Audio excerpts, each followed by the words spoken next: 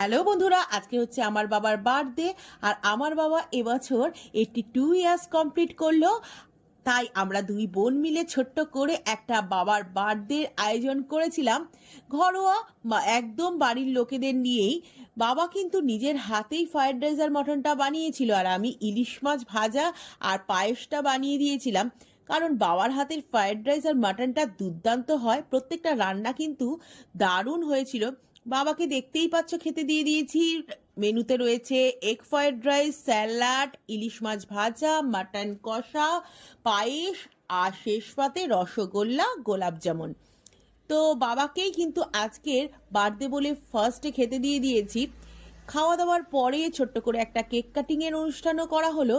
সেখানে বোন chocolate cake নিয়ে এসছে আর আমি আইসক্রিম কেক নিয়ে এসেছি। দুটো কেকই দুর্দান্ত ছিল। তো এইভাবেই আমরা দুই বোনে মিলে বাবার বার্থডেটা ছোট্ট করে পালন করি।